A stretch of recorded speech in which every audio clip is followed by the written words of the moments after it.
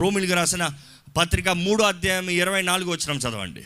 కాబట్టి నమ్మువారు ఆయన కృప చేతనే, నమ్మువారు, మరలా మనం చూస్తున్నాం, నమ్మువారు, నమ్మాలంటే విశ్వాసం, నమ్మువారు ఆయన కృప చేతనే, ఆయన కృప చేతనే క్రీస్తు యేసునందలి విమోచనము ద్వారా, క్రీస్తు యేసునందలి విమోచన ద్వారా ఉచితముగా నీతిమంతులని తీర్చబడుచున్నారు.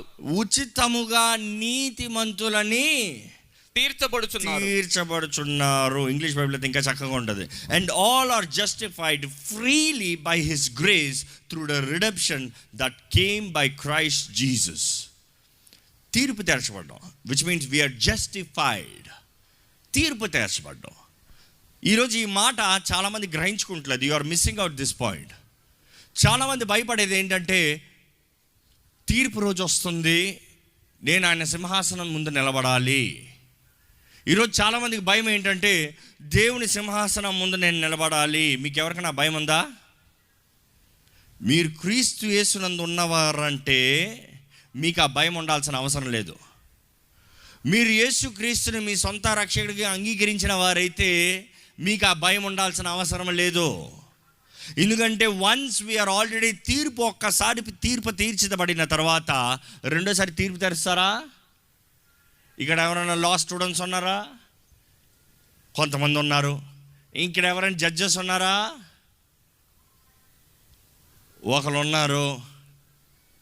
ఇక్కడ ఎవరైనా న్యాయం తెలిసిన వారు ఉన్నారా? మనకు ఆల్మోస్ట్ అందరికీ తెలిసి ఉంటుంది. ఎక్కడైనా సరే ఒక్కసారి ఒక కేసు కోర్టులో కొట్టివేసిన తర్వాత మరలా అదే కేసు మీద వాదించగలమా మళ్ళీ ఇంకొక తీర్పు కొరకు? అఫ్కోర్స్ మన జ్యుడిషియల్ అయితే హైకోర్టు, సుప్రీంకోర్టు ఉంటుంది. సుప్రీంకోర్టుకి వెళ్ళారు, same case, same evidence, same reasons, same penalty, అయిపోయింది.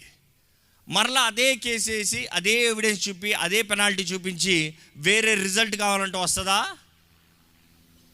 అందుకని జ్ఞాపకం చేసుకోవాలండి, యేసు ప్రభుని అన్యాయంగా తీర్పు తీర్చారు. అన్యాయంగా తీర్పు తీర్చాడు అన్నప్పుడు ఆ మాటకు అర్థం చేసుకోవాల్సింది ఏంటంటే, ఆ దినముల్లో ఉరి శిక్ష వేస్తే కొరడా దెబ్బలు ఉండదు. కొరడా దెబ్బలు ఉంటే సిలువ శిక్ష సిలువ శిక్ష వేస్తే కొరడా శిక్ష ఉండకూడదు. కొరడా శిక్ష ఉంటే సిలువ శిక్ష. ఎందుకంటే కొరడా శిక్షే 39 దెబ్బలు కొట్టేటప్పటికి ఇంకా ఆ మనిషి బ్రతకడంట. నెక్స్ట్ దెబ్బకి 40 దెబ్బకి చచ్చిపోతాడు. అంటే కొర ప్రాణముతో ఆ మనిషిని విడిచిపెడతాడు. యేసు ప్రభుకి మొదటగా ఆ దెబ్బలు వేసిన వెంటనే వాళ్ళు ఊరుకున్నారా? సిలువేయండి, సిలువేయండి, సిలువేయండి, సిలువేయండి.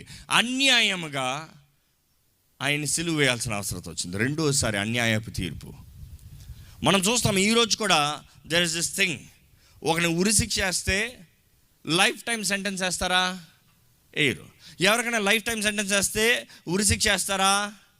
వేయరు. Either of one. అలా రెండు చేస్తే అన్యాయం. దేవుని వాక్యం తెలియజేస్తుంది, మనం కృపను బట్టి మనం తీర్పు తీర్చబడ్డాం. That is and all are justified freely by his grace. ఈ జస్టిఫైడ్, తీర్పు తీర్చబడ్డామన్నప్పుడు ఆ మాటకు అర్థం చేసుకోవాలి ఏంటంటే, మన శిక్ష, మన స్థానము, మనకు రావాల్సిన అవమానం, మనకు రావాల్సిన నింద, మనము చేసిన తప్పులు, మనము చేసిన కార్యాలు. ఈరోజు ఎంతోమందికి ఇంకా పాత జీవితాన్ని గురించి భయపడతా, పాత బ్రతుకును భయపడతా, పాత దాని గురించి దిగులు పడతా, అపవాది పాతవి జ్ఞాపకం చేస్తా. చాలామంది చెప్తారండి, నా జీవితాన్ని యేసు ప్రభువుకి ఇచ్చాను, నా జీవితాన్ని సమర్పించుకున్నాను, అయినా ఇంకా నాకు పాత జ్ఞాపకం వస్తుంది. నేను గతంలో చేసిన కార్యాలకు యేసు ప్రభువు నన్ను క్షమించాడా లేదా అనిపిస్తుంది. మరలా దాని గురించి నేను దేవుని సింహాసనం ముందు నిలబడి లెక్కప్ప చెప్పాలేమో అనిపిస్తుంది, భయం వేస్తుంది. నేను చేసింది అంత పెద్ద పాపము, నేను చేసింది అంత ఘోర పాపము. యేసు ప్రభు క్షమించలేని పాపం అంటూ ఏది లేదు. నమ్మేవారు హల్లెలూయా చెప్తామా? ఆయన ఒక్కసారి క్షమించాడంటే క్షమించిందే, మరలా అది జ్ఞాపకం చేసుకోడు. ఒక్కసారి ఆయన క్షమించాడంటే ఫర్గివెన్ ఇస్ గాన్ అవే. మమ్మల్ని చేసిన తప్పులో ఆయన క్షమించాడంటే ఆ పేపర్ని, ఆ కాగితాన్ని చింపి పడేస్తాడంటే ఇంకా జ్ఞాపకం చేసుకోడు. మీరు చాలా విషయాలు రాస్తారండి, మీకు ఏదైనా అక్కర్లేదు అనుకో, దాన్ని కొట్టేసి చెరిపేసి చింపి పడేసి కుప్ప తోటలు వేసిన తర్వాత బుర్రగలిగిన ఎవడన్నా సరే మరలా అవి తీసి ఆ కాగితాన్ని అంటించి నేను ఇందుకు రాశాను, నేను ఎప్పుడు రాశాను, నేను ఎలా రాశాను అని ఆలోచిస్తాడా? ఒక్కసారి మనం చింపి పడేసామంటేనే మనకి ఏంటి నిశ్చయత? నాకు ఇంకా దీనితో పని లేదు, నాకు ఇది అక్కరలేదు. దేవుడు కూడా మనల్ని ఒక్కసారి ఆయన క్షమించాడు అన్నదప్పుడు, ఒక్కసారి మన పాపముల్ని, నీ పాపములు క్షమించబడ్డాయని ప్రకటించినప్పుడు ఆయన మన తప్పుల్ని, పాపాలన్నింటిలో అలా చింపి కొప్పతొట్లేసాడు. కానీ ఒకడు ఉన్నాడు ఎప్పుడు తీసుకుని వస్తానికి. ఎవరాడు? సాతానుడు, దోషకుడు. ఈజ్ అక్యూజర్ అంట. దేవుని వాక్యం తెలియజేస్తుంది, ఈజ్ అక్యూజర్. వాడి పనే ఎప్పుడు చూసినా సాడీలు చెప్తాం. కుంటగాడు ఎప్పుడు చూసినా మీ గురించి కంప్లైంట్ చేస్తూ ఉంటాడు. దేవా, నీ బిడ్డ అంత మంచోడు అంటో, మరి నీ బిడ్డ ఏం చేసింది తెలుసా? నీ బిడ్డ ఏం చేశాడు తెలుసా? ఏం మాట్లాడింది తెలుసా? అప్పుడు ఎలా చెప్పింది తెలుసా? దేవుడు అంటాడు, నాకు అన్నీ తెలుసులే బాగానే, కానీ నేను జ్ఞాపకము చేసుకోను. ఈరోజు చాలామంది అనుకుంటాం దేవుడు మన పాపాలని మర్చిపోతాడు అనుకుంటాం. మర్చిపోతాడంటే ఆయన మైండ్లోంచి ఇరేజ్ అయిపోతాడు అనుకుంటాం. దేవుడు ఏం చేస్తున్నాడు? మనల్ని అది చేయమంటున్నాడు అండి. దేవుడు క్షమిస్తున్నాడు, మనల్ని క్షమించమంటున్నాడు. అంటే దానికి అర్థం చేసుకోవాలి, ఆయన దేవుడు, ఆయన మర్చిపోగలిగేది ఏమీ లేదు, ఆయనకి మతిమరుపు అనేది లేదు. కానీ దేవుడు ఒకటి అంటున్నాడు ఏంటంటే, నీ పాపములు ఎన్నటికీ నేను జ్ఞాపకము చేసుకోను. చేసుకోవాలంటే చేసుకోవచ్చు, కానీ నేను చేసుకోను. మనం కూడా క్షమించేటప్పుడు ఏం చేయాలి తెలుసా? మనం అనుకుంటాం వారికి క్షమించిన అంటే మన మైండ్లో ఉండేది మర్చిపోవాలి అనుకుంటాం. వారికి మనకు చేసిందంతా మర్చిపోవాలనుకుంటాం.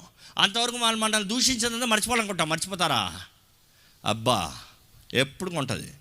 కానీ ఏమంటున్నాడు దేవుడు? జ్ఞాపకం చేసుకోవద్దు. అపవాది గుర్తు చేస్తాడు, ఆ రోజు ఆ పలానా వ్యక్తి వదిలే ఇట్స్ ఓకే, ఫర్గివ్, వదిలే, మర్చిపో. ఆ పలానా వ్యక్తి వచ్చాడు, నిలబడతాడు. ఏం చేస్తారు? ఈ వ్యక్తి ఏం చేశాడు నీ కొరకు? You don't have to remember, just let go, forgive. మన జీవితంలో జ్ఞాపకం చేసుకోవాలండి, దేవుడు మనల్ని ఆల్రెడీ క్రీస్తు యేసునందు తీర్పు తీర్చాడు.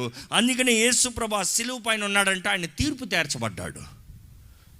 తండ్రి కుమారుణ్ణి మన నిమిత్తమై, మన పాపముల నిమిత్తమై ఆయన తీర్పు తీర్చి, మనకు రావాల్సిన శిక్ష అంతా ఆయన మీద మోపి, మనకు రావాల్సిన దెబ్బలన్నీ ఆయన మీద మోపి, once he is already justified.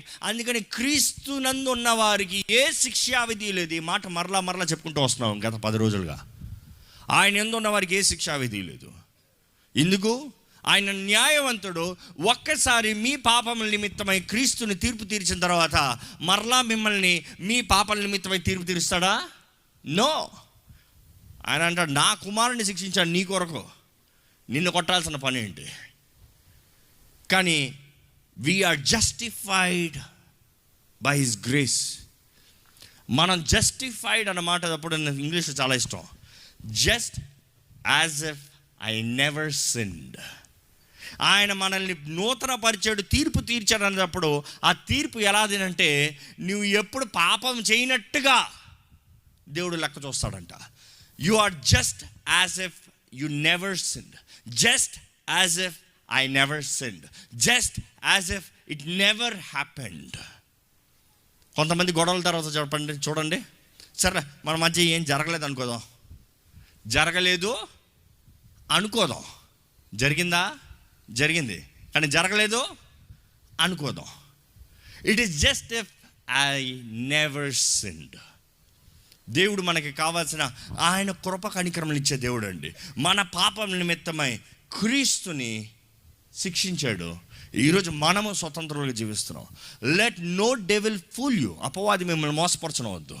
మీ గతాన్ని తీసి మీకు చెప్పనవద్దు.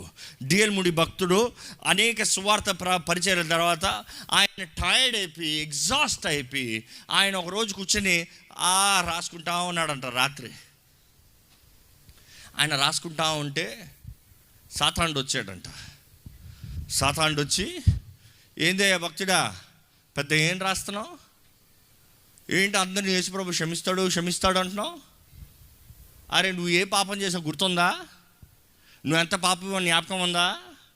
నువ్వు మాట్లాడిన మాటలు జ్ఞాపకం చేసుకో ఒకసారి, నువ్వు చేసిన పనులు జ్ఞాపకం చేసుకో ఒకసారి, నువ్వు ఆ రోజు ఏం చేసావు జ్ఞాపకం చేసుకో ఒకసారి.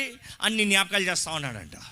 ఆయన జ్ఞాపకం చేసే కొలిది ఈయనకేమో బాధ, వేదన, బరువు, ఏడుపు, దుఃఖం, అవును నేను తగని వ్యక్తిని, నేను అర్హుడిని కాదు, I cannot be, I'm not deserving this life అని ఎంతో బాధతో వేదనతో ఉన్నాడంట. అపవాది దూషిస్తూ ఉన్నదప్పటికీ ఈయనకి ఏం చేయాలి తెలియక దేవా అన్న వెంటనే పరిశుద్ధాత్ముడు జ్ఞాపకం చేశాడంట. ఆయన రాస్తూ ఉన్నదప్పుడు అక్కడ నల్ల ఇంకులో ముంచి రాస్తారు, ఆ రోజుల్లో ఇంకుల్లో ముంచి రాస్తారు కదా, అలాగ రాస్తూ ఉన్నదప్పుడు అక్కడ ఎర్ర ఇంక కనబడిందంట. ఆ ఎర్ర ఇంక తీసి అలా కొట్టి, ఇదిగో యేసు రక్తం నా ప్రతి పాపాన్ని కొట్టివేసింది, నా తప్పులన్నిటిని యేసు ప్రభు రక్తం కొట్టివేసిన తర్వాత నా తప్పులు నువ్వు ఎలా చూస్తావు? నా యేసు ప్రభు నా తప్పులన్నిటిని ఆయన రక్తంతో కొట్టివేశాడు.